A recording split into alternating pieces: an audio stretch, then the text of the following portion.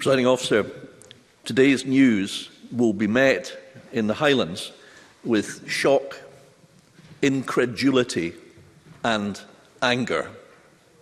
So, I ask the Minister, why does Transport Scotland, unlike its counterparts south of the border, put all risks of unforeseen costs on contractors?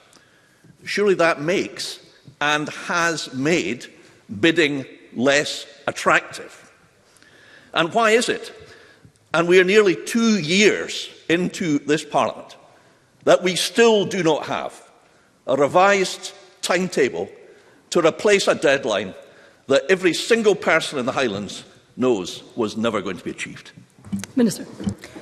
I thank Mr Ewing for his question. I recognise his strength of feeling, of course, on the A9 in particular, but also on the A96, which is in his constituency. We have met on this route and on the A96 in his constituency and in the Parliament on a number of occasions now, and I'm keen to work with the member on supporting his interests and other interested MSPs, because it's important we get the next steps right. I think I've outlined to members some of the challenge we've faced in recent times, and we have had keen interest, of course, at the industry event days when the tender for Tomatin Tamoy was first launched. That was positive at the beginning of the procurement process. We had 3 contractors pre-qualified for the bid. One of those, of course, withdrew earlier in the process, with a further contractor withdrawing on the day before tenders were due for submission, resulting in only 1 tender being submitted. Transport Scotland's design and build works contract, as I think I mentioned in response to Ms Roddick, has been used for over 20 years. I think some of the points Mr Ewing has made are fair.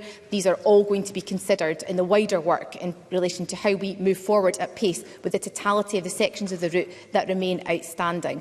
We have, as I mentioned, I think in a response to one of the Conservative MSPs, seen a decline in the numbers of tenders that are coming forward. So we do need to look at the approach we use within Transport Scotland. That fundamentally will be addressed as part of the wider advice that will come to ministers in the autumn to ensure we have the best approach within Transport Scotland to attract the most number of bids moving forward to deliver the programme as efficiently and as seamlessly as possible. Thank you, Presiding Officer.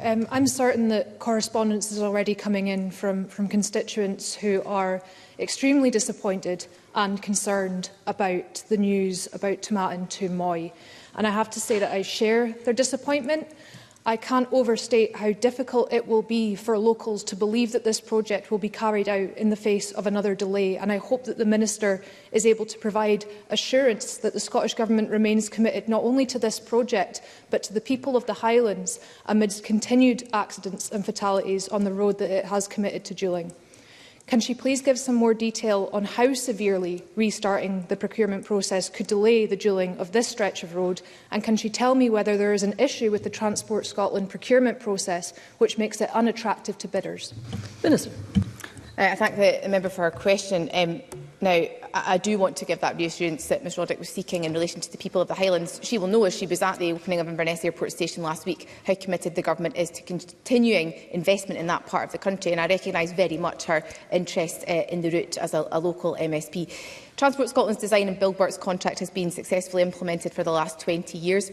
I think the member asked a question around about some of the challenges in relation to that. That is all being considered in the round in relation to how we can move forward at pace. If there are changes that we need to make within Transport Scotland to the way in which we approach these projects, then of course that will be looked at, because we need to make sure we are attracting as much opportunity for investment as possible and that bidders are not put off potentially from the process.